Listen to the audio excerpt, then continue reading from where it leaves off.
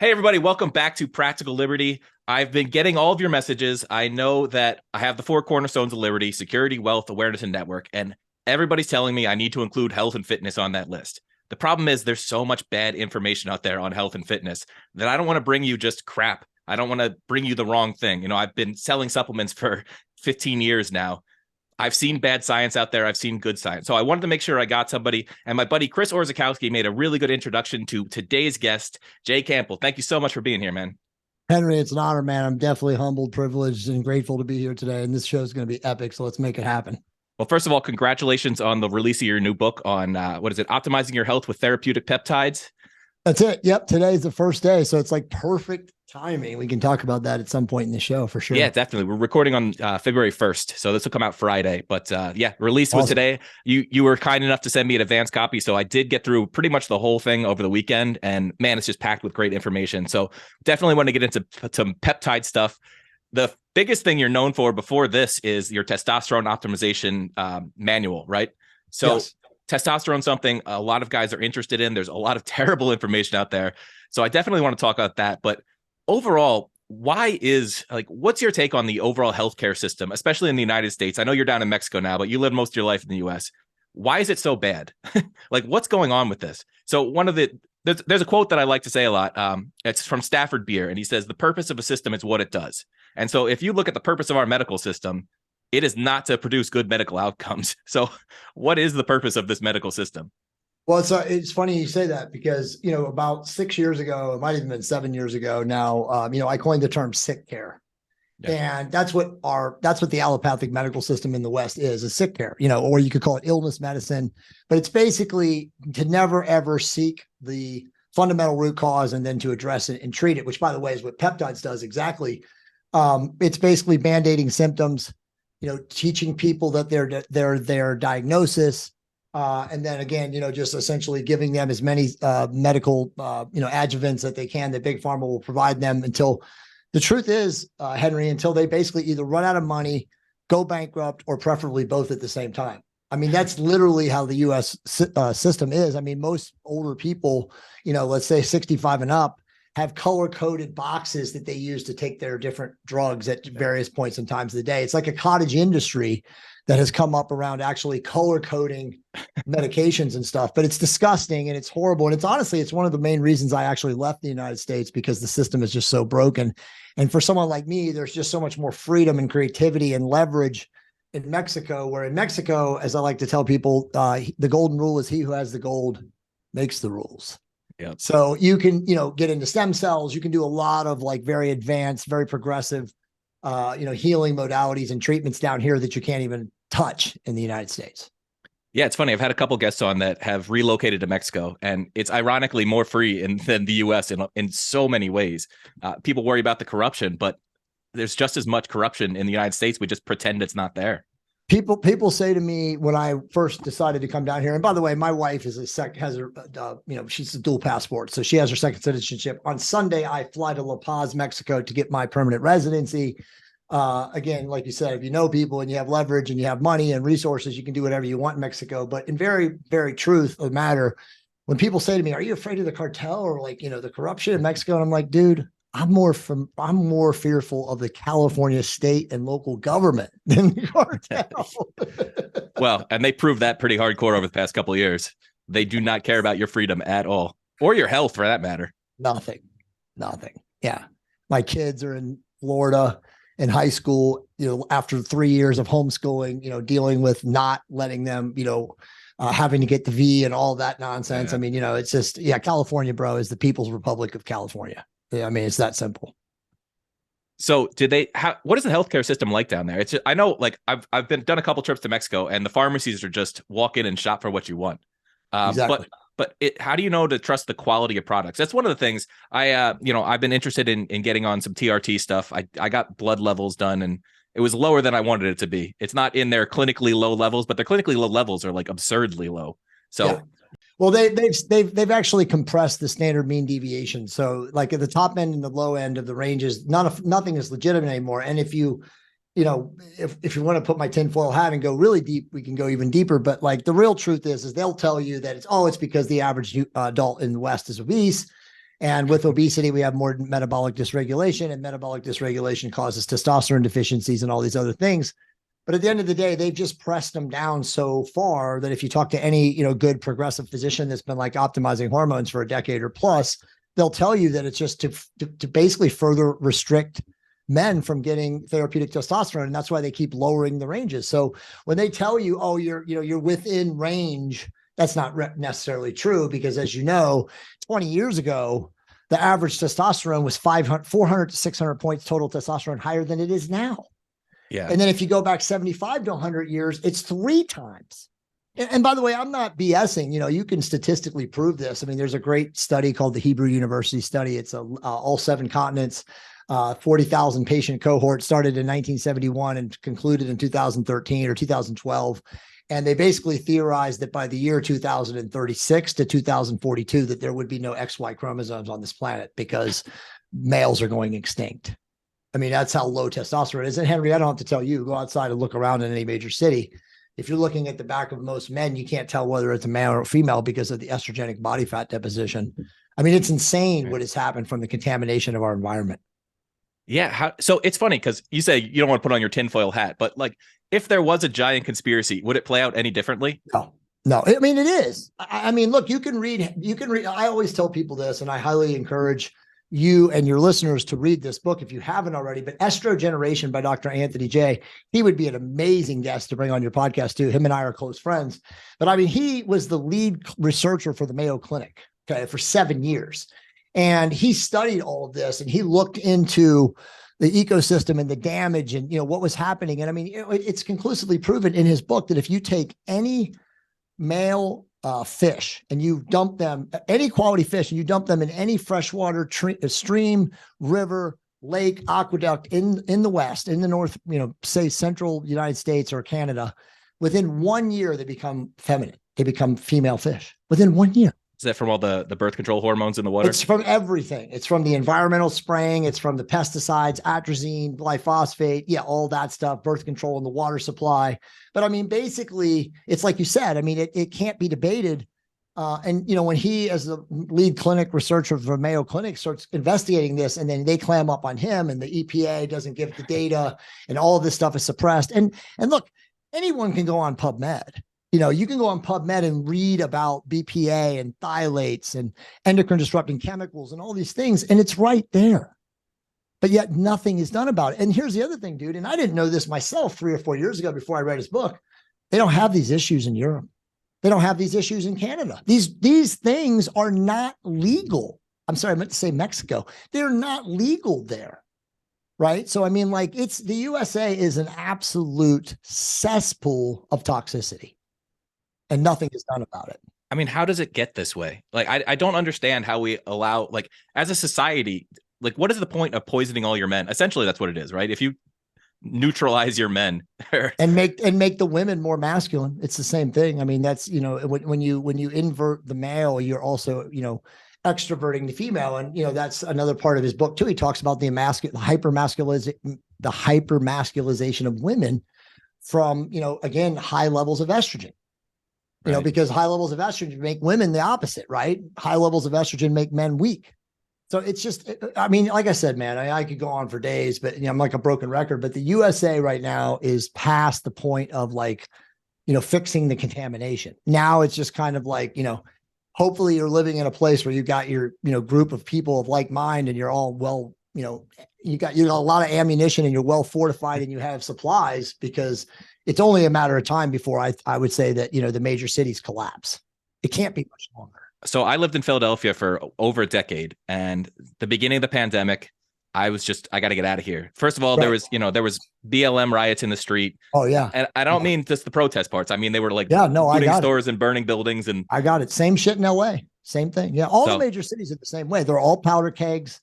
My wife's brother is a robbery homicide detective in Rampart Division in Los Angeles. And in 2020, in July, after all that same shit that went on out there, he told us that it's over because of the defund, all the major cities, same thing, defund the police movements, that nobody is coming. Like if you call 911 and you've got a crisis, like you might get a local sheriff, it might take an hour. And when we heard that from him, who's that super connected, in the city, had been, detective now for 17 years, we were like, okay, it's time to move. And so we moved down to Murrieta wine country, which is like 52 miles south of Los Angeles County. We were in a bedroom suburb and about 46 miles north of San Diego. And we were there for 2 years and it was amazing. We were living in the mountains, but we're like, you know what, after what we saw in the last year, we're like, we're out here, and thankfully I have the type of career and job that, I'm a digital nomad. I can live anywhere. And my wife, like I said, speaks fluent Spanish and has her dual passport. So, I mean, it was an easy transition from us, but you asked the question, like the healthcare system down here is amazing. I mean, dude, like my wife is working with a plastic surgeon down here to get some work done, a full body makeover at 51. And, she still looks amazing, but, she's had stuff done. She had implants put in when she was in 2007. And, that's 16 years ago now. And so we went and see this guy and like, she had just seen her plastic surgeon in Newport Beach, California before she came down here. And bro, he wanted $31,000. This guy's going to do the same thing with actually better materials for $6,400. You want to know something else? You'll laugh. And I didn't know this either. You can buy cars in Mexico, the exact same, OEM, Nissan, Toyota, Beamer, any of them for like 17 to 28% cheaper. I kid you not, dude. I didn't believe this stuff because I was like, wait a minute. I used to work in the car business. I went down to the Nissan dealership down here in Playa del Carmen about 4 days ago, and I looked at a Titan King Cab V8 fully loaded. It's $28,000. It's $46,500 in the US. Yeah, it's got to be. Yeah, wow. See, so this is all regulation. It's what the government does to protect us from ourselves, but it's I mean, literally, they're just protecting their business interests. They're protecting their donors, and it's all, the whole system is so corrupt that everybody's paid off in the U.S. and we just do it legally. They make it look legit. Well, another thing too, if you think about it. Well, I mean, so when I saw that, because they don't really advertise on the websites for the cars here, so it's a lot different, right? So I had to go down there, and I was like, dude, what does this cost? And of course they give you a pesos number, and you just convert it, right? And I'm like, what? So then I started thinking about it, but what they don't have here that they have in the US is the tricky leveraged financing, right? So it's not about like, what does it cost? Because nobody ever pays for it. They just, what's my payment? Right. Everybody's like living off of a payment, whether it's your mortgage or your car or your health insurance. So it's like, nobody really understands any of that until you're actually here and you realize you're getting raped. But you're right, dude. It's all cronyism, lobbies, bribe this guy, bribe that guy. But I mean, think about that. A brand new V8 Titan, you got to drive a truck down here because the roads are not like the roads in the States. You're not driving a BMW or a Porsche or a Lambo or anything like that down here. But so, I'm like, wait a minute, how is this even possible that the same equipment, the same manufacturer, the exact same car is $18,000 to $19,000 to $20,000 cheaper? But it's like exactly what you said. You take out the corruption and everything you let the market do its work and it works a lot better. It's unreal, dude. It's literally unreal. Yeah, it's crazy. But so just speaking of some of the corruption stuff, so I got my blood. I moved up to the mountains because I'm like, I got 15 acres in the middle of nowhere now. Smart. I got a safe full of guns. I stocked up on ammo. So I'm like prepared to live out the apocalypse up here. But yeah, I was talking about the testosterone or the blood work I got done. So I got all this blood work done and they tested for everything. It was a full panel. And, I went to the local doctor up here and I was showing him a testosterone. I had some people online that I was going to kind of go through, but he's like, oh, don't worry about the testosterone, but your cholesterol is a couple points over 200. We got to start you on a statin as soon as possible. And I'm like, first of all, that's not what I'm here for. Second of all, I haven't seen anybody get positive results from a statin ever. I've just seen them get sicker, but they're the most profitable drug in the history of pharmaceuticals. So they get pushed automatically. It's just the system has broken so many doctors' minds. So you were talking about PubMed earlier. Half the studies on there are bullshit. I mean, I'm sorry to I would say 98% of them. And again, that's an estrogeneration. That's what Dr. J, first book ever to conclusively prove that almost all published and peer review research is pay for play and fraud. Almost all of it. So the question I have for you is, all right, I can't trust my local doctor, right? I have to dig deep to find a doctor I can trust. I can't trust doing my own research all the time because, you have to really dig into these papers. And I got pretty good at determining what was, BS and what wasn't, but it's easy to trick me. I didn't go to medical school. I just study this stuff on my own. So you've done a ton of research. Every doctor that, I respect that has reviewed your work says good things about it. So how do you do the research and filter out the BS and get to the real stuff? Well, this is all really important stuff. So I'm going to like just break it down for you as high level as possible and for your audience. So first off, and again, this is for you, you're going to get it, but I'm sure some of your listening audience will be like, this guy's full of it. But 95% of all doctors have absolutely no idea about hormone optimization. They're not taught in medical school. They don't understand how to read blood work. They don't even know the difference in the importance of free testosterone versus total testosterone. If you're lucky enough for them to actually agree to do a laboratory diagnostic for testosterone, if it comes back, they're never going to order a free testosterone panel because they don't know to do that. And they're going to do exactly what they said to you, which was like, oh, you're fine. You don't need to worry about your testosterone, but you do need a stat because you're right.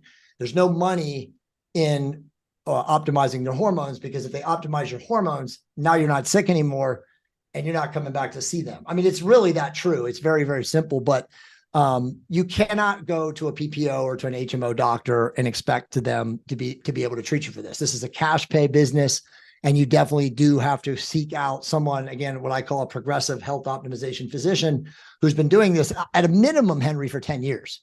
You cannot put your health in the hands of idiots, which, as you know, is almost every allopathic physician. And again, to not disparage doctors, at the end of the day, dude, they're trained by Big Pharma themselves. The med schools are run by Big Pharma. It's about what pill to dispense at what time, based on, again, some sort of predictive pattern or indicator of like what people should be experiencing in their 30s, 40s, 50s and up. I mean, that's kind of how it works. But in truth, there are people out there nowadays like myself. There's a couple other people that have written, very brilliant, deep dives on how to hormone optimize yourself. And truthfully, all of those people are like me. We had to learn this on our own through trial and error and work with numerous physicians, and then just really meticulously record and track what happened. And, eventually you get to a place of like, okay, I know how to do this. I know how to I've mastered this. And again, for me, I was kicked in the testicles at 29 years old. And just, again, no coincidences, only synchronicities. I was referred from my PPO doctor to a Harvard-trained endocrinologist who said, hey, look, I can put you on therapeutic testosterone for 8 to 10 weeks and get you right as rain and you'll be fine. Because again, getting kicked caused what is called secondary hypogonadism, which was like essentially an environmental failure of my testicles. And so after being on for 8 to 10 weeks, dude, it was like life-changing. He wanted to take me off. And I'm like, fuck no, bro, I'm never coming off this. Like, this is like all inspiring. Now, obviously, I'm a very intelligent guy. I was very focused on, my health at that time, but I had no understanding or awareness of therapeutic testosterone or any of that stuff. But once I started to experience it, I became like this, deep dive. Like, I would have learned everything there is. And there was nothing. I mean, unless you could read like Russian and Bulgarian strength training manuals, there was just nothing other than Nelson Virgil wrote a book called Testosterone, a Man's Guide, and he had HIV and was dying. And so basically him and a lot of other guys that had HIV back in the like late 90s, were into the therapeutic testosterone realm to survive. And so his book was more about like, hey, HIV guys will do anything to avoid this death sentence. And so they were looking into like, anabolic steroids, therapeutic testosterone. But then from there and reading all these different things and like obviously practicing on myself, I eventually wrote my own book, which really was written in 2014, not published until 2015. And obviously Nelson actually really helped me. He was kind of a mentor to me to put my first book out there. But, dude, I'm just accumulator, so like over time, when I would meet people, and this is like in my late 30s, early 40s, they would be like, dude, like, you got to write a book on this. And I was like, no, I'm, successful white collar wage slave. I don't want to like do something. I'm a not medically licensed or trained person. So when I originally went to write the book, I asked for some help with a legal person, and he was like, look, you could definitely get in trouble, if somebody wanted to do an investigation on you, because again, you don't have a license. So I shelved it, but I also sent the white paper that I had originally written to Nelson, and Nelson he's a Venezuelan, but he's a US citizen now. And he saw it like 6 months later. He was in Venezuela dealing with stuff. And he was like, dude, you got to publish your book, because I'd shelved it. I didn't want to like, put any risk to me or my family, but he was like, no, your book has to go out there. He's like, trust me, you don't have any worries. He's like, don't listen to lawyers. He's like, I can advise you. I can help mentor you. So, that was back in 2014. And a year later, the book was published. And then from there, I've written, today's my 6th book, but I wrote, 5 other books on, health optimization, fasting, using, various peptides and, different call it gray market or, like, sports performance ergogens and stuff like that. And I just really got into this, and I have met so many amazing people and doctors and obviously, podcasts and subject matter experts and stuff like that. And it's just, here we are today now speaking to you. So how do you find the doctors? One of the problems is, like, I've read your books. Sure. I've read a bunch of books on testosterone, a million podcasts on it. And then you go out there looking to find a reputable source. Most doctors don't want to talk to you. I got to find, 20 people online. You got to know people. What is the process of actually, because I recommend people read the testosterone book and kind of just understand what they're missing out on, especially men, but even the women, you have husbands and brothers and dads that could really benefit from this stuff. So testosterone helps the world essentially, but how do you get started on it? Like, how do you find the right places? How do you find a reputable source? Like, it's just it's so much work that I think it scares people away from doing it, even though it could literally change their life. It absolutely does. And unfortunately, like, I've never really gotten in. I've had many opportunities, of course, but I have not gotten in. And this is actually a great question, and I'll clarify it. I don't think I've ever really done a good job of doing this, so it's a perfect opportunity. But I've had many opportunities to be involved in clinics, to be involved in like global, movements, because a lot of the, private equity people out there, taking like, behavioral analytics and trying to use AI and, try to cookie cutter this and stuff. And that's the problem. The problem when you're doing hormone optimization is every guy and woman is biochemically unique and individual. And so there's just no cookie cutter templates that, physicians, or even if you, created like a giant, North American, let's say, call it TRT, or I call it TOT, testosterone optimization therapy. But if you try to like do this like in a global way, it would be very difficult. And many have tried. And all of them have, I wouldn't call them failed. Some of them still exist, but nobody that has had any experience with them would like, recommend them of, as high quality. And here's the reason, Henry. It's very simple. The US healthcare system is so fragmented and so broken, as we've already said, that like, if you were, let's say, a guy in Miami and you wanted to work with this big North American provider, let's call them HIMS or 4Hims, or, because they're out there, right. And you wanted to like work with a doctor that was in New York, you're in Miami, dude, if you would realize, like, after one 45-minute to an hour phone consult, all of the hoops that you would have to jump through, because the New York doctor can't write a script for the guy in Miami to get meds. The meds can't cross the state line of New York or, say, Tennessee, where their compound pharmacy is, into Florida. I mean, it's such a circus that, like, I have always just said, you know what, I don't want to be a part of this, because I don't want to be that guy who's like the front man. And then these people, meaning the patients, are like, dude, I can't work. This is a joke. Like, I can't even get my meds, because I've heard all the stories. So to answer your question, I literally have like 5 or 6 people in North America, depending on your income, depending on where you live, depending on what you're looking for, that I literally recommend to people. And truthfully, bro, none of these people pay me, because I sound as a crazy. I mean, I do very well in my life financially, but like, I'm not interested in partnering with doctors and dealing with all of that inertia and dealing with all of that, those barriers to entry. And truthfully, like, when we start talking about peptides, I'll tell you even more. I mean, peptides, there's like a risk in even writing this book. Yeah. Because right now, most peptides are banned by the FDA, call them the demons that govern allopathic medicine, whoever it is, because, dude, they're a threat to all of big pharma. I mean, look, man, I tell people this all the time. This is not BS. You can read, there's a chapter in the book called, it's a bonus chapter about bioregulators. Bioregulators are so much more profound than peptides. You can literally regrow a human heart. Now, think about, you were already talking about cardiovascular, the whole cardiometabolic scam of statins and the cardiologist field and the lobbies they have and all that stuff. Like you said, it's a multi-billion-dollar a year business. There would be no stents and there would be no statins if you knew about a bioregulator that could regrow a human heart. And by the way, it's not, transhumanism regrowing. It's not Frankenstein stuff. This is like regrowing human hearts. So bioregulators and peptides are an absolute threat to the system. So for me to put this book out there as deep as it is, and by the way, it's broken down, it's very lay. I mean, anybody, it's one of my good friends at 6th grade, and that's kind of one of my gifts, is take complex scientific concepts and make them relatable to the average person. And so far the feedback has been amazing, but I mean, there was a lot of risk putting this book out there. I mean, we were going to put this book out 3 years ago and we shelved it because we're like, but But, here's where we're at. This is the truth. Like from a regulatory governing standpoint right now, there are compound pharmacies out there that any doctor in the United States right now who wants to script a peptide for you, me, Dupree, can do as off-label. Right. The problem is that a lot of these peptides are not FDA approved. They're not regulated.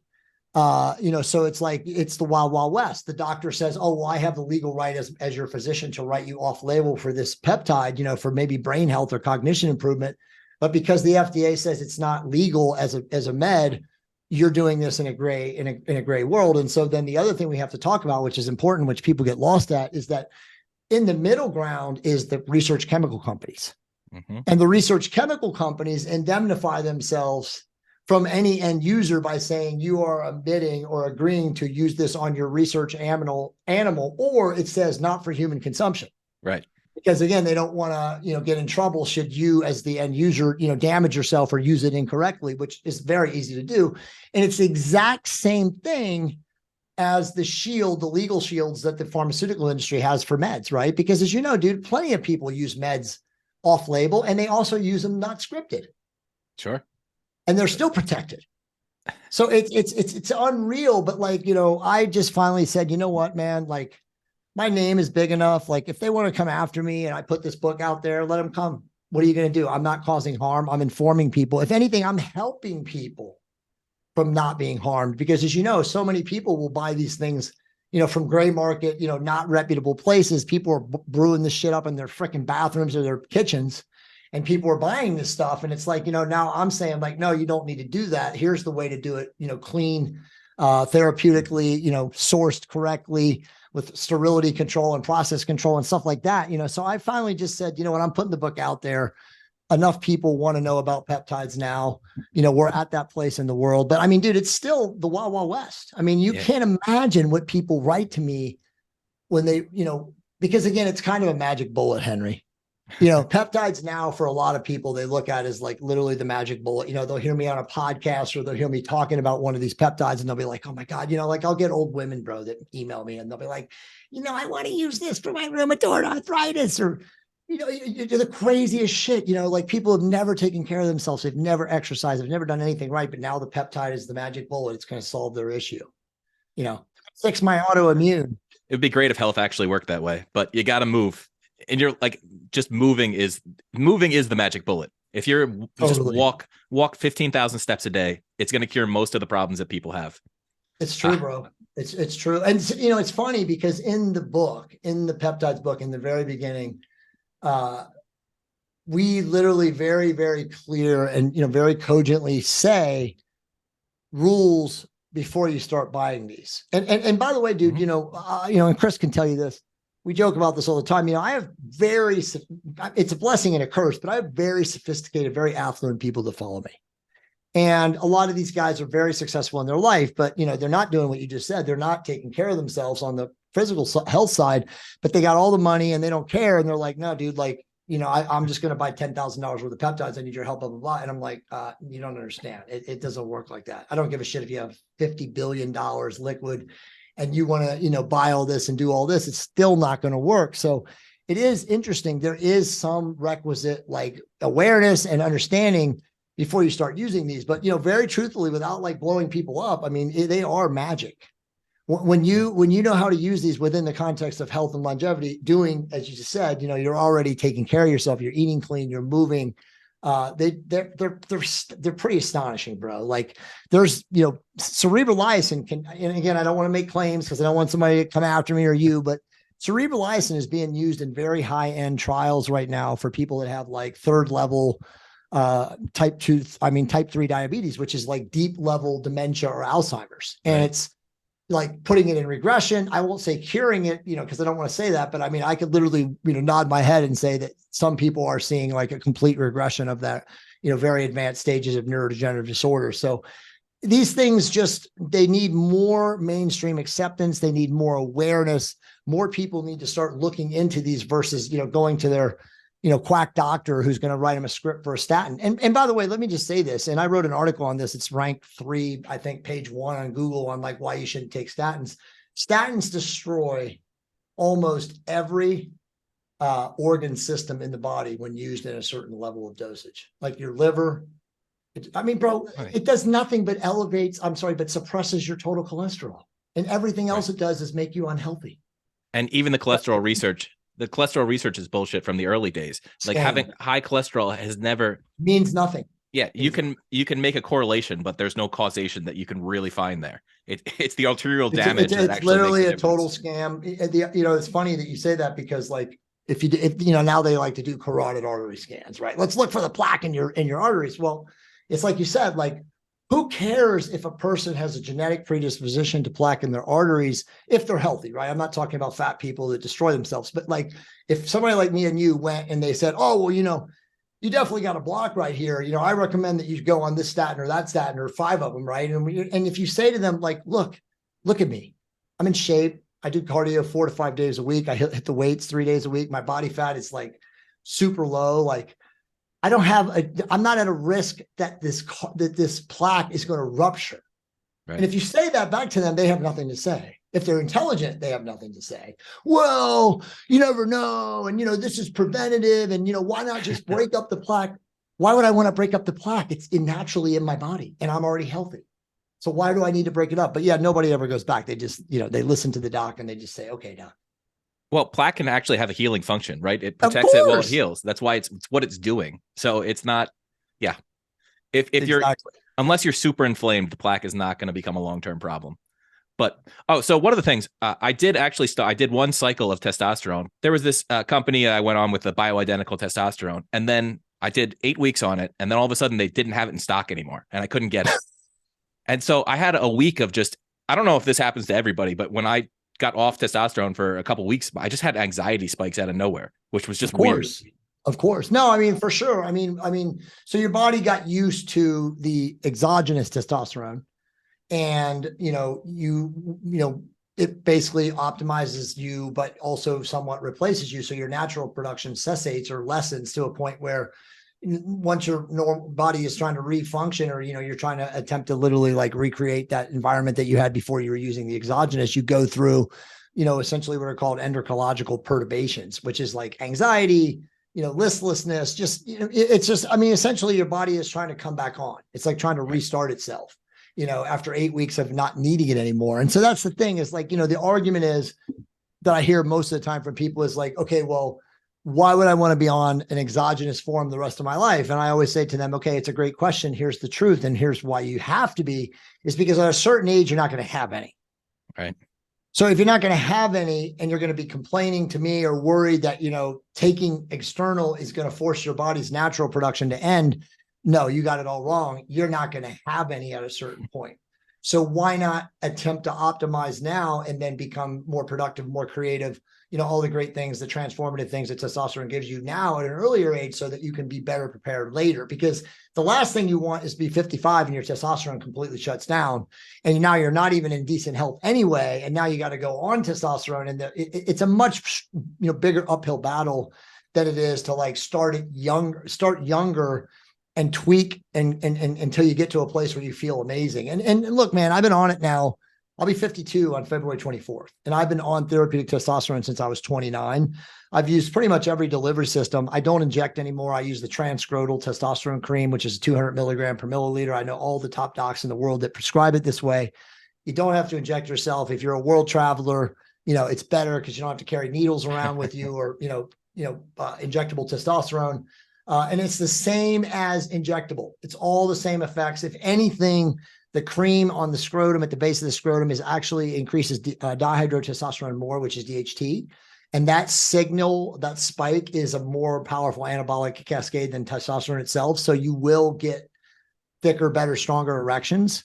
But everything else, from a standpoint of like comparing it to like injectables is the same. Now, those two things are the only way that you can do therapeutic testosterone. There's probably another 7 or 8 bullshit delivery systems out there. There's patches. They even have lozenges now, which is an absolute joke. They have a Natesto as a nasal, intranasal, androgel. There's all these other poor, less invasive, crappier delivery systems, and they're all shitty. The only things that work are injectables, and the only delivery system the only way to do injectables is either daily or every other day. And the reason that is because you have to mimic your body's natural production. So the more often you, dose, not the level, but the more often, the frequency of administration is more going to mimic your body's natural pulsatile release. So again, the transscrotal, which is daily in the morning, you just shave a tiny little patch at the base of your scrotum and you apply after you get out of the shower, or you inject, at a minimum every other day. And you can inject with an insulin syringe, right? Like a lot of guys inject in their belly fat, some guys inject like in the upper gluteal fat pad, but there's no pain. Everybody's got to get over a needle phobia initially for the first couple of shots, but then after that, it becomes like brushing your teeth. There's no big deal. And you already said it, bro. I mean, it's transformational.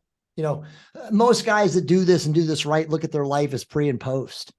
Yeah. They could never imagine not being on this. And look, there's literally millions of men out there right now who self-administer, who never go see a doctor because they don't want to deal with the quackery. They know that the average doctor has no fucking idea.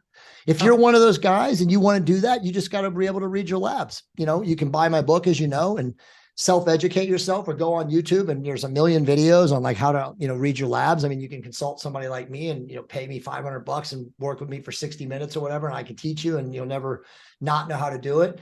I even work with a big private MD labs, and I have 3 panels, basic, intermediate, and advanced. And you could it's as simple as just going there and paying them and then, send it to me and I can just show you. And once you understand how to read your labs one time, you'll know how to do it forever. It's pretty simple. It's not complicated. Yeah. The only thing that's stopping me from going back on is I don't want to run out of supply again. Like, first of all, the people I had, it was an online doctor that I found, and they had me injecting twice a week.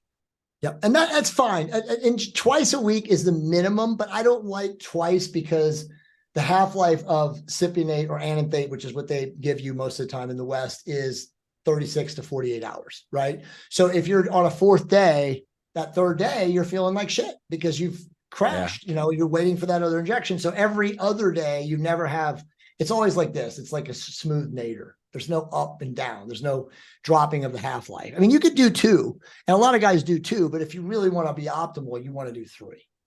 Yeah, that makes a lot of sense. Some guys inject every day, bro. Some guys are like, hey man, it's like brushing my teeth in the morning. I love waking up in the morning, injecting myself like in my belly or in my butt, and again, you're talking a 32 gauge insulin needle, that diabetics jam themselves with every day that never feel. You don't feel it at all. And I was going right, left. And exactly. So there's no scar tissue buildup or some of the other things people have worried about. But I mean, look, man, I injected myself for 17 years and I'm a pretty muscular dude. And, I definitely have scar tissue right here. I've gotten it broken up from ART and deep tissue people and stuff like that, but there's some leftover scar tissue here. But I mean, if you're going to inject yourself your whole life, you're going to have to deal with that. Right. So for me, I'm like, fuck that. I don't want to inject myself anymore. I use the transscrotal. And, to your thing about running out, I mean, I don't know who the fuck, you can't run out. I mean, if you're working with a doctor who knows what they're doing, you're not going to run out because you're ordering 90-day supplies, and you're in charge of that. The docs aren't in charge of that. I mean, you call Costco or whatever your pharmacy is, depending on where you live. And, they're letting 40 days in advance, hey, your shit's coming on this time, so you always have plenty of time, to avoid that stuff. But yeah, I mean, there's definitely, if you're not working with somebody who knows what they're doing, that's always a possibility. And look, if you're in Europe, you can't even get the cream. There's like 2 places in all of Europe from a pharmacy standpoint that have the cream. And it's, pretty hard in some of these countries. They can't get it into customs. I was talking to my buddy yesterday in Spain. He's like, bro, I can't get a single fucking peptide sent into Spain. He says they seize it. Doesn't matter who you are. You could be the king of Spain. They still seize it in customs. So, depending on where you are, it's a lot harder to get it. But, I see, bro, like, it's my opinion personally, but like, I see the next 3 to 5 years as like the complete breakdown in the grid across the world for peptides, growth hormone, testosterone, all these golden age, meds, if used therapeutically, that can just extend life. And just so you know, too, for your listeners, bro, almost everything they've ever heard about any of these drugs is a lie. I mean, I know you know that. But if you use this stuff therapeutically, there's no harm. There's no shutting down your body's natural production. These are all lies that we've been told for literally millennia to put fear in us. Because again, one of the things that held me back a lot was, there's a history of prostate cancer in my family. And so I was like, oh, well, I've read online that testosterone causes prostate. It's the opposite. It's the opposite. Exactly. You dig a little bit deeper. They now know that testosterone, hyperplasia of the prostate. And by the way, let me just verify this. I know you know this, but your audience probably doesn't. If you live to 82 years old as a man, you're going to have a mild form of prostate cancer. That's a statistical medical fact, right? But you're not going to die of prostate cancer unless you're one of those people that's like, oh, I'm going to go into my urologist. He's going to do a what do they call it? A biplasia. And then they're going to make it worse. And, now it's going to be like, I got this diagnosis, and you think about it, you fear about it, but like, you're going to have prostate hyperplasia, which is hypertrophy, growth of the prostate. It's almost benign in 9 times out of 10 people, except in the people who have severe testosterone deficiencies. Those guys usually end up having what is called PCA, which is a form of prostate cancer, a metastasis of the prostate. So we now know, and again, you're right, everybody thought the opposite. Thank God for Dr. Abraham Morgan-Taylor at Harvard, who did all the research on testosterone and prostate. And he went out there and he told people 15 years ago, no, guys, you got to be on testosterone to avoid prostate cancer.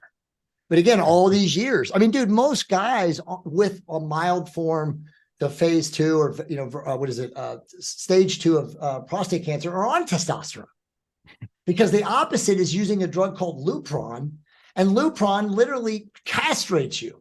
It chemically castrates you. It suppresses your androgens. I've known guys who've consulted with me who were on Lupron, whose doctors wouldn't let them be on testosterone. And they look at me, I mean, bro, they're dead. They're literally dead. And they say to me on camera, they're like, I'd rather be dead than the way I feel right now. I don't feel like a man. You know what I'm saying? So, I mean, again, just another example of allopathic medicine, but everything, heart disease, prostate, kidneys, liver, all this stuff is the opposite. Yeah. Dude, do you realize right now that the most advanced aggressive form of stage 4 plus prostate cancer is called saturation dose testosterone? They literally give these guys 3 grams of testosterone a week injected right into the prostate tumor, and it kills it. It causes apoptosis of the tumor. Think about that. That's in Greece right now. And so all these years are telling guys that, if you use testosterone, you're going to get prostate cancer. It's the opposite. It has to be intentional on some level. Like, they have to have known on some level that what they were saying, it's because they're not just mistaken about things. They're exactly wrong about everything. What they say is the exact opposite of the truth. If we put the tinfoil on, whoever they are, there is a high level, what I would call like an interdimensional consortium of something that governs this realm, and they know everything. I mean, they're using predictive programming on us. I call them the waveform masters, right? Like, they have the ability to literally stop this 3rd dimensional reality and kind of edit it. It's like it's like the gambling outcomes. I mean, you see some of these things with like the gematria and the numerology and the numbers in the sports, and you're like, it had to be fixed. Like, they had to have known something to have that outcome came out exactly as it was, I mean, don't even get me going, but I mean, this dimension doesn't really, from a construct standpoint, doesn't really make sense unless you give it logic and credence that there is someone or thing or body or, call them people, maybe they're not people, kind of like editing this place as it goes, I mean, it seems like they do that with history too. We don't even know what our timelines are. What do you mean by that? But like, how do you know, like, when they say this was 500 years ago, or this was 1,000 years ago, or this was 1,500 years ago, how do we know? I mean, I've been to a place down here in Mexico, and this was in summer of May of last year. I have an amazing blog I wrote about this. Well, it's not on my blog, but it's actually a email I wrote. They have these cathedrals. It's called Morelia. You can Google this and look this up. It's called Morelia, Mexico. And my wife and I went down there in May of last year to go to this wedding because, like, her cousin married this chick that happened to be from there. They live in the States now, but they wanted to go down to Morelia because of this amazing cathedral. So anyway, we went down there. We had no idea, bro. I get down there and I'm looking at this architecture, and there's no way impossible that it could have been made when they said it was made in 1572 in the middle of Mexico, in the middle of nowhere. So it's like you start seeing these things in person, in live to your physical appearance, and you're in that energy, and you're like, this is all lies. Like, what is really happening on this planet? And what's funny is their reaction to it. So I'm sure you saw the Graham Hancock Netflix series and the reaction, if he's actually just a crazy person, the reaction by the establishment would have been, oh, that's just whatever. That's a weird dude. But no, they're trying to get it pulled. They're trying to take him down. They're trying to get him fired. They don't want his movies published. Like that's such a severe reaction that you're like, oh, maybe like I don't know anything about archaeology or that deep a history, but like he has me interested in looking deeper into it because. But so here's where you got to go with that. And by the way, I've read all of Graham's books. His book on ayahuasca and plant medicine is his best book. I forget what it's called, Sacred whatever. And he wrote that like 12 years ago. I forget what it's something shamanism. But anyway, the point of that is, who is they trying to cancel him or get his shit pulled? That's what I'm talking about. There's some governing body of this dimension, this realm, this plane, whatever this is in the third dimension, that like doesn't want us to know the truth, bro. Like everything is obscured. As soon as somebody gets close to something, they either kill you or they make a laughing stock of you and mock and ridicule you, and you're canceled. Yeah, and I don't know what the they is either, but it's not that they don't want you to know the truth. It's they can't allow you to. Right. Whatever, something would collapse once you start figuring this stuff out. Whatever their power structure is collapses. Yeah, I think it is right now. I mean, have you seen? It is. Have you seen that guy that calls himself Clandestine on Twitter in the last 2 days? Did Chris send you that, dude, that thread? No, I haven't. Dude, I gotta send it. All right. It's a complete breakdown of what's going on in Ukraine. It's the most unbelievable thing I've ever seen. I mean, I don't even know how he's even allowed to post on Twitter. It started 3 days ago. Oh, dude, it's one of the most unbelievable things. It's the biggest, deepest rabbit hole you've ever seen. I did see people sharing it. I haven't gone down it yet. Dude, you got to go and see it. I will. I mean, I read the whole thing last night and I was like, how is this allowed to be on Twitter? But then you also have to argue, well, obviously, if they're allowing it on Twitter, then they want it to get out there. Right. So my theory about the ruling class is that they're a breathtaking combination of corrupt and incompetent. Like that's it. Both. Yes, it's the Soviet level corruption, incompetence marriage, which means it has to collapse soon, like the Soviet Union did. Well, think about it though. It really is divide and conquer. So if you have like two groups all the time, you've got the conspiracy analysts like us, and you have the sheep. It's always like everybody's opted into one side. So no one can technically like rise above. When I say rise above, it would just be all of us like allowing us to raise our consciousness, stop fighting over our petty differences. Because dude, at the end of the day, it doesn't matter our money, our income level, our skin color. We're all fucking humans, right? Some of us maybe are reptilians. I don't know. But we're all, for the most part here, upright bipedal beings, energy beings in physical bodies. So it's like, why are we fighting? Like, why are the leftists crazy, trans this and that versus the right-wing conservative pro-business nut jobs? Like, why are we, constantly kept at odds with each other? Because again, if we're kept at odds with each other, we can never, ever unify and never rise above their bullshit. Because again, it's a small group of them. There's not a lot of them. There's a very small group of them, but they have all the control.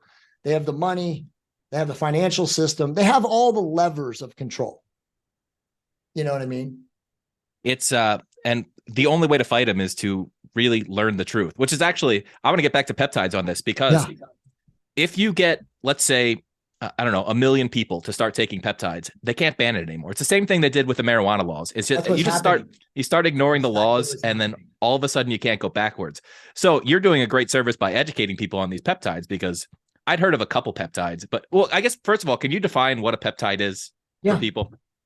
Yeah, so a peptide is essentially like a chain of fractionated proteins, which really means it's a self-arranging molecule different from a protein. So essentially, if you inject a peptide or swallow a peptide, and there's not a lot that you can eat, most of them are injectable or intranasal, or you can use some transdermally, it can literally go directly to the root cause of whatever issue you have, right? So if you have an injury, let's say a soft tissue injury, a peptide like BPC 157, which actually stands for body protective compound, is a naturally occurring peptide in your body that when you inject it into a specific location, or hopefully close to the location where you're injured, it immediately goes to work to sequence all of the injured tissue and rebuild it. And then another peptide that would actually help in conjunction with that is called TB500, which is thymosin beta 500, and that is a suppressor of inflammation. So imagine having two, competing peptides working on the injury. One is suppressing the inflammation, right? Which is causing all of the reaction and the pain and the stiffness and all of that stuff. So it's suppressing that. And then the BPC is actually going to work. It's angiogenic, which means it's stimulating red blood cells and flow. So it's essentially a double-edged sword to heal you, to break down like the tissue, or not break down, but to heal the tissue that was broken. And then now take that analogy and put it with like every other part of your brain or your body, right? Your brain, you want to improve cognition, or you have some form of neurodegenerative disorder. You can take cerebral lysin. You can take CMAX. You can take Selank. You can take FGL. You can take all these like amazing, potent, therapeutic, nootropic, and cognitive stimulating peptides to rebuild synapses or dendritic pathways in your brain. So all of these peptides have this ability to literally address the fundamental root cause, which, as you know, allopathic medicine has no interest in addressing. All allopathic medicine wants to do is band-aid your symptoms until your symptoms overcome those symptoms and you have side effects from those symptoms. And then you just, one medication for this medication, one medication. It's just a scam, bro. I did a podcast yesterday. You brought up something very interesting. I did a podcast yesterday with a guy who's a pretty famous doc in Utah, in the inner circle of medicine with peptides. And him and I had never met. We had known each other, but we had never met. We finally did this podcast, but he said something very interesting yesterday, is what you said about if 1 million people started using peptides, what would happen? He called it peptides unlock bioresonance in the cells. So it's like you think about this and then you go into the whole consciousness aspect. That's exactly what happens. You start using these chemical messengers like peptides and you become healthy. You become optimized physically. Your body, again, becomes like this amazingly, homeostatic, self-correcting organism. And then all of a sudden your vibration raises, your conscious frequency raises. You're not into fuck this guy or fuck that guy, or I'm going to get mine. You're not into service to self anymore. So he brought up a really interesting argument, because obviously I talk a lot about consciousness. But like, I had never really thought of it that way, but he was like, yeah, bro, he's like, you're the guy to take peptides to the world, but then also like explain it to them in a way that like says, you're literally creating bioresonance in your cells, because that's what peptides are essentially doing. Because again, they're healing you naturally. They're not healing you from like a drug method. Now, a lot of people are saying, yeah, but isn't a peptide a drug? It's not really a drug. It's essentially an organic protein molecule from your body that you're using in a, more prodigious way to, self-correct or to heal an area that's broken. So obviously for aging people, who are already having, oxidation and all these other, free oxyradical degradation, that, the things that we all go through as we age, by giving yourself peptides, you regress your aging. So it's pretty amazing stuff. Yeah, that's so cool. So there's a sign for about 80% of these people are audio listeners on my podcast. There's a sign behind you that says raise your vibration. And you've talked about consciousness quite a few times here. So what is your kind of take on, I guess, the vibrations, consciousness? Because you brought up, I don't know, it's not quite spirituality, but how would you describe your kind of super consciousness views here? Yeah. Well, no, I mean, it is. So for me, it is spirituality. So, I mean, essentially, we are all, I'll put I don't have my tinfoil hat. I think oh, wait a minute, hold on. Oh yeah. We're getting the real tinfoil hats out. Dude, nice. these guys in the UK are called tinfoil. I'll actually connect you with them. They're amazing. They'll send you a hat. But, so I'm very spiritual. And my, level of spirituality is like teaching people about vibration and teaching about people consciousness, and that all of us are essentially waveform energy beings, right? Like, we are not these physical bodies. We are not our diagnoses. We're not even Henry Brigman or Jay Campbell. We're literally spiritual beings, or just call us energy beings, inhabiting physical avatar bodies to essentially evolve and grow as spiritual beings or souls, whatever you want to call it. And so ultimately, consciously, each one of us is here in this, third dimensional experience of Earth, whatever you want to call Earth, to learn, right? To grow, way back when Nissan did that commercial, you're just a little bit younger than I am, but, Nissan did that commercial, Enjoy the Ride. That's kind of what all of us should be aspiring to be as spiritual beings in physical avatar bodies. But most of us get so caught up in this third dimension of making money, getting paid, serving self rather than serving others. And so when people say to me, and, I'm happy to tell you my origin story of why I went Jay Campbell, Raise Your Vibration. Because, bro, 5 years ago, I was like, the TRT guy. Like, everybody knew me for that, right? And then I came back from Peru in 2019. And I was like so molecularly altered from being in the Sacred Valley for 14 days. I was like, nah, I'm not going to be this guy. I'm not going to pigeonhole myself as just this hormone guy. I want to talk to people about raising their vibration, raising their consciousness, understanding everything is energy and frequency. So it's like, in a nutshell, when people say to me, Jay, I like your podcasts. I listen to you now. You talk a lot about raising your consciousness. Can you explain what raise your vibration means? This is my definition. It essentially means that whatever it is you do, whether you're Henry, you're Jay, you're a CEO, you're a janitor, you're a doctor, you're anyone, you're a shaman, you serve at your highest and best every single day. So you put in an honest effort, not in the service though of yourself, but in the service to everyone that you come into contact with, right? So again, me and you, whatever we are, influencers, podcasters, people who give opinions, we should do it every single day with a conscious design and desire to help, to not load our pockets, to not like, I'm going to put this amount of money in today because I got this many views or I sold this many things or this, that, and other. That's all a nice benefit of what we're doing. But if we're doing it again in the service to creation or the service to others or to the service of your audience, and you don't have an attachment or, how would I say it? Like a connection to some sort of preconceived outcome, which, normally is money or some sort of financial gain, then that's how you're literally raising your vibration, right? This map right here behind me is from Dr. David Hawkins, who calibrated the fields of consciousness from 0 to 1,000. So like when you really understand like what the map of consciousness means is like people in this red field, which is like the root chakra, the lower levels of chakra, that's 80% of humanity. And are you familiar with Dr. Hawkins's consciousness scale? No, it's the first time I'm seeing it. Okay, cool. So I'll give you a little bit deeper. So 200 is what is called the light of integrity, and 200 is courage. Now, most people in probably both of our audiences are at 175 on the consciousness scale, which is basically stubborn pride.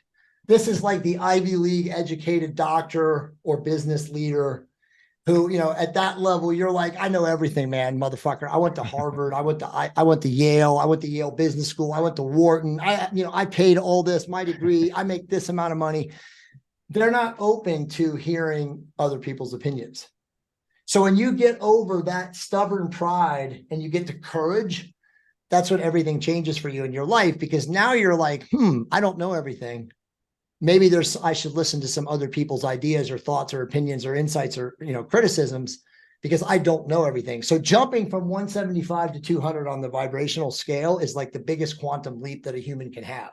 And once you get to 200, it's all, essentially downhill from there, because now you're open to receiving all sorts of wisdom, not just from other people, but from the universe. Yeah. You know what I'm saying? And so like, for people that want to go deeper on this, like, read the book or order the book, Letting Go from Dr. David Hawkins. It's definitely one of the greatest spiritual books, I would say, of all time. It's a very intro newbie level to like understanding like conscious frequency and stuff like that. But like this guy has been an amazing mentor of mine. I mean, just through his books. But I started reading his books in like 2006. But dude, he has so many amazing books. But no, I mean, I'm super into consciousness. Like, most of the stuff that I do outside of the health optimization stuff, which is still a lot, is talking about how to raise your consciousness, how to raise your vibration.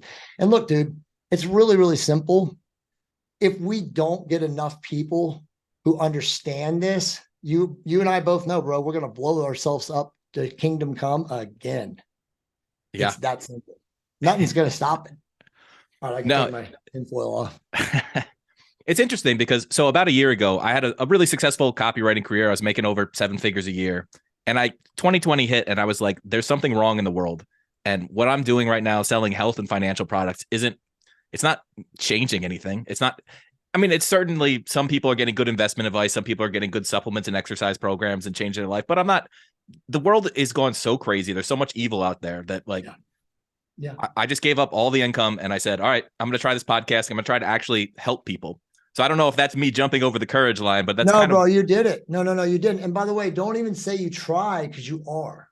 I mean, the reason that you and I are talking today is because you are doing it. So it's like your conscious word language frequency is doing, right? So it's like, people say to me all the time, like, again, like, what are the what's the key? And the key is just being, doing, being, creating, coming from a place of like, I am, and then this, right? Because I am is consciousness expanded into the universe, right? You hear, a lot of the spiritual gurus talk about I am, the I am frequency, but like I am is essentially stating that you are what you claim yourself to be at this very moment. Because again, to get really woo-woo and go consciousness, there's only now. There is no past, there is no future, there's right now. Yeah. Right. And because again, the past is gone and the future hasn't happened. So all we really have is literally right now. Like, so this energy that you and I are creating in this podcast is amazing. And look, man, like the energy of this planet, you felt it. The last 2 years with the scamdemic, whatever you define it, however people define it, it bifurcated the planet. You either have people now like us who are literally like living in this energy and appreciating it and being like, hey, something changed. I'm going to go with that field of energy or that frequency of energy. I'm just going to flow. I'm going to create. I'm going to do podcasts. I'm going to educate, entertain, whatever. Or you're locked up, wearing a mask, walking around in broad sunlight, fear-based, scared shitless of the next wave that, the TV is telling you you're coming.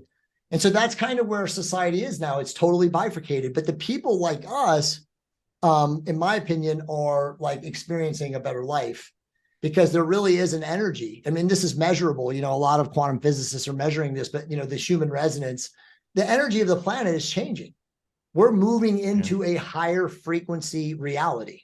And so if you're in fear, dude, you will not make it. And that's why so many people are dying. We never even talked about, the jab or the V or whatever, but I mean, a lot of those people who are, how would I say that? They choose that reality. Dude, that's because they don't want to live in a higher conscious or higher frequency reality because, again, they're too fear-based. And that's fine. If I'm looking at this as a neutral observer and I am coming from a place of like, ultimate divinity, everybody is exactly where they're designed to be at all times. Hawkins has a really amazing statement that says, everything is happening divinely as it is intended. Okay, that's his statement. And I added to it about 4 years ago, and I've actually trademarked this, but it's everything is happening as it is divinely intended, always and in all ways. Your resistance to that awareness is futile. Now, that takes a supreme level of awareness and hyper consciousness to understand that you do not control anything other than your response or your reaction. If you react, it's usually out of fear. If you respond, it's usually a choice out of love. So all of us have the ability from a conscious standpoint to choose to respond or, usually react, which is ego, right? I mean, and we all react sometimes. The ego keeps us alive, right? If you're crossing the street in Chicago and a car comes flying out of the way, the ego is going to say, get the fuck out of the way, right? So, I mean, there's value in the ego, but it's being able to harness your ego when you're really coming from a place of controlled consciousness or, a higher frequency, a higher vibration, so like I really work on this, right? Obviously I do a lot of inner work, a lot of meditation, a lot of introspection, a lot of contemplation. Since I moved to Mexico, bro, it's an hour every morning. I go out and sit and sun gaze, and I literally can just go into like a field, of stillness, of theta waves and just be in there and just sit there and just, it sounds woo until you really understand how to do it. I don't know. Do you meditate? Not as often as I should. I've tried to get into it, and I go in waves, I should say. Well, I mean, you're a very contemplative person. Like I can tell your energy, you're very balanced and centered. I'm an energy reader, so I know that. But like when you sit in stillness and you work on it, and again, there's no practice other than just doing it, right? I tell people all the time, like, because they say, yeah, I'm tempted to do it, but I just can't kill my mind, or I can't kill the drunk monkey or the thoughts. It's just doing it. And every single day, and whether you're sitting out in the sun, for me, the sun, you can see how tan I am now being down in Mexico, but like, the sitting in the sun in the morning, that's red light waves early in the morning. And just closing my eyes and just like having an abundant mindset, I just drop into it. Yeah. When you're in that moment though, and you're in that stillness, what I call the still mind, that's when the answers come. Like the creativity, all of that, bro, it's all there. And so that's why people that like are against this stuff are missing out on all this amazing, creativity and all this abundance that's really truly in the universe, because they don't tap into that energy field. It's been amazing since I moved from inner city Philadelphia. I was right in Italian Market to 15 acres. It's a half-mile drive down a dirt road to get to my house. Like Bro, there's no noise. You're in the energy and frequency of God. God really is creation, especially nature. I always tell people, if you want to experience the energy of God, and we haven't even talked about plant medicine or 5-MeO DMT, and I can go really deep on that stuff. All you have to do is go into a field with no technology, no human, interaction, no RF frequencies or electromagnetic frequencies, and just lay down in the grass and listen to the sound of creation, which is the insects, the trees, the wind, the grass, all of that. That is God. And I can prove that because I've been in the field, under 5-MeO, and I've been in that frequency. And, a lot of people know this, that have done these things. Have you ever done plant medicine or ayahuasca or any of that? Not that I want to admit on camera.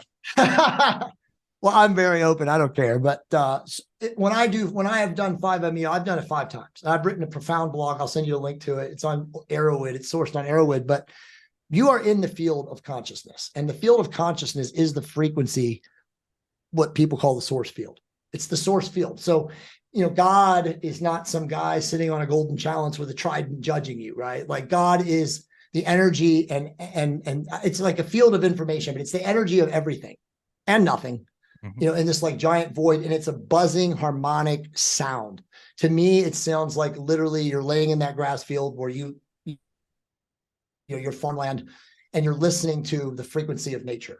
You have nothing interrupted you. That's God. That's really what it is. And it's like when people can tap into that, and there's lots of ways to tap into it. You can take psilocybin, you can take, mushrooms, you can take, heroic doses of plant medicine, 5-MeO DMT from the desert Sonoran toad, bufo. That's my favorite because that's blasting you to the mothership. But like, I have done that in times now in my life where I can literally do an O or an meditation, and I can literally create that resonance, in my vocal octaves or whatever. And just like, boom, I'm in there for a minute, 3 minutes. I don't really ever go longer than like 6 or 7 minutes, but it's pretty amazing. And that's where everything is. That's where all the answers are, man. That's literally where all the answers are. Every great thinker, creator, artist, metaphysical person who's ever achieved something amazing got that idea or that inspiration from that energy field, which again, I would call the source field, that consciousness. And we all have the ability to tap it because we're all equal in that way. But again, some people have an ability to do it. Some people work on it. Some people practice it.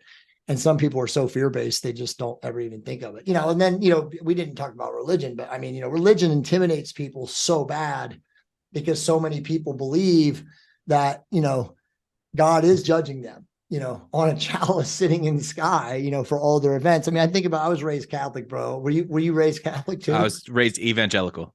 Oh God. So you're worse than me. But I mean, dude, I ran out of Catholic church when I was 6 years old in the back.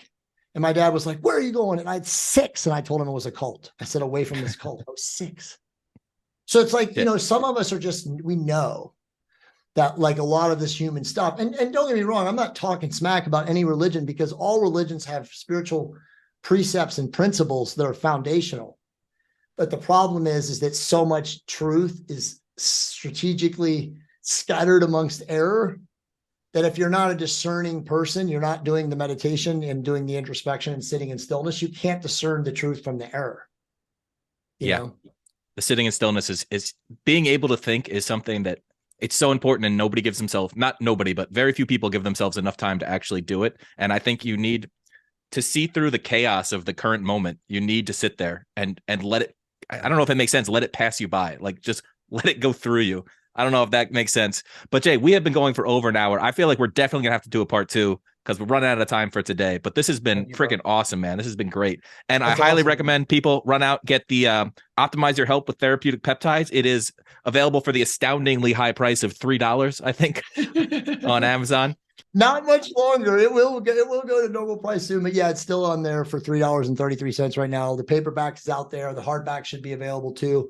And honestly, for anybody that watches this podcast, and honestly, bro, this has been amazing. I appreciate the opportunity to speak with you.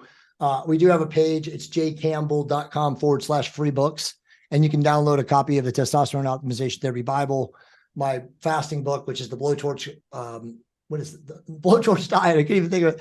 And then the other one, I have a consciousness book on there. It talks a lot about the things that we just talked about here today. So all of those are free and downloadable. So it's jcampbell.com/free books. Come for the fitness, stay for the enlightenment.